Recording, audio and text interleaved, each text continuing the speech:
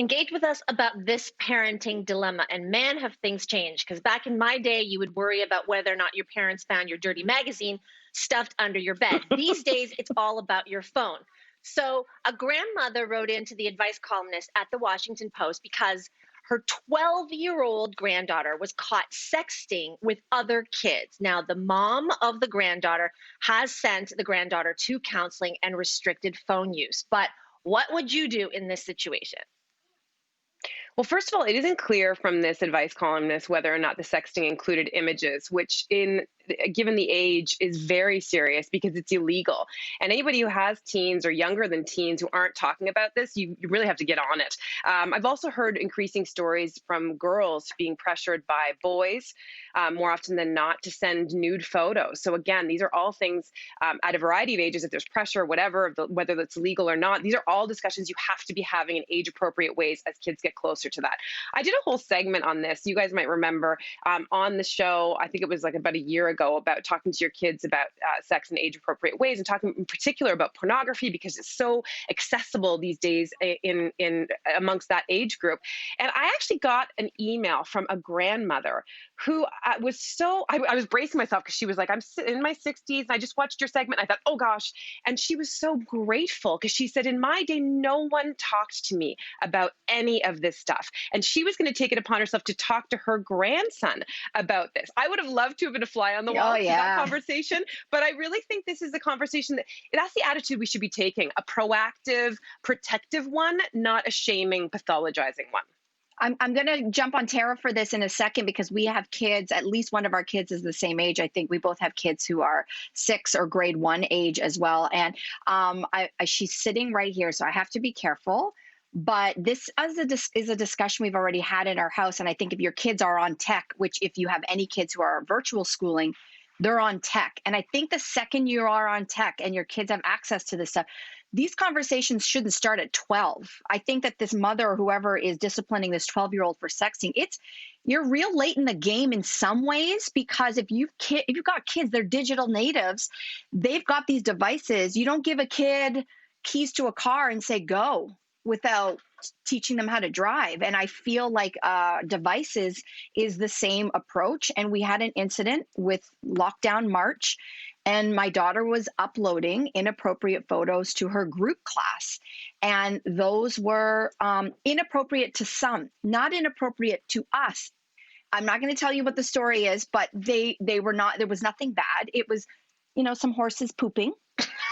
And we had to have a sit down because we're a farm family. We have horses. That's not inappropriate to us, but she had to learn the difference about what is appropriate for one group is not appropriate for another. And there are other people using these devices. Like she just took off. I think she's embarrassed. But the point is, talk then. She's 6. This is when the discussions need to be happening. Don't give a kid a car and keys without driving lessons.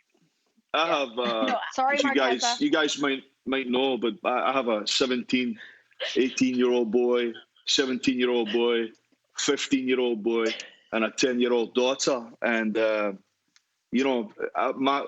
and I's approach to anything to do with sex is you ask us an honest question, we'll give you an honest answer, And it comes down to, I think, a wee bit of self-respect.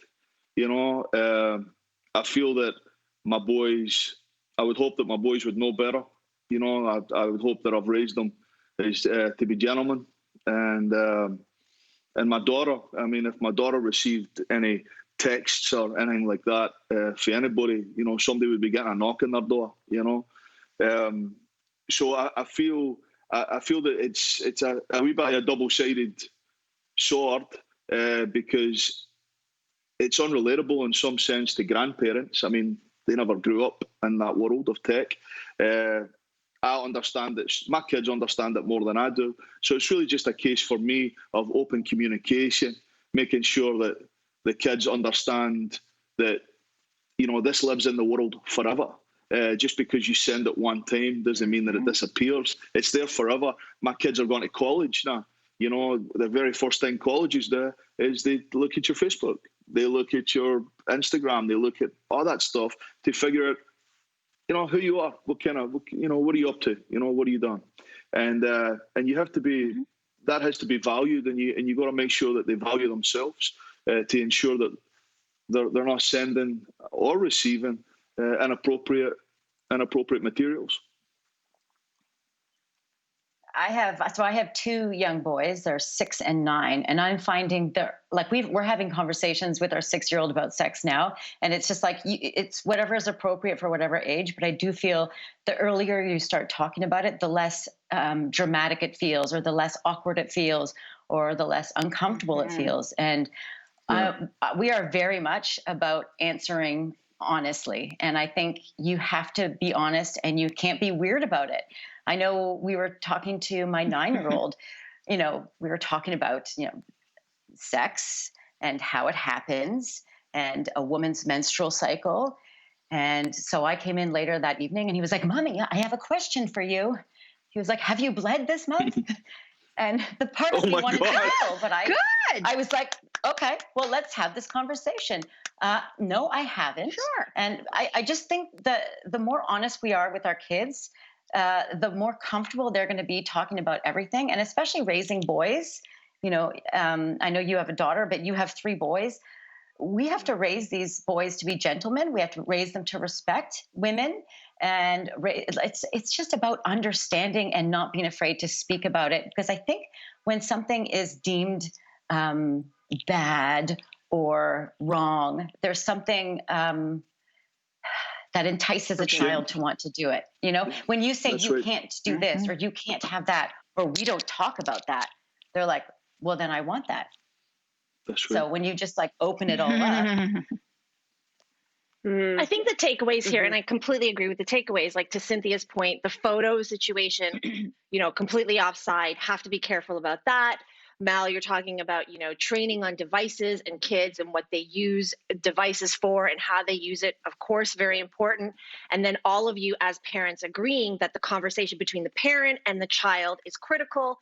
Open communication is good, and information. I think my question, though, as I know the non-parent on the panel today, is this was a sexting conversation between 12-year-olds themselves. So if we just take away the photo thing, I get it, Cynthia, for sure. Shouldn't be sending nudes back and forth 100%.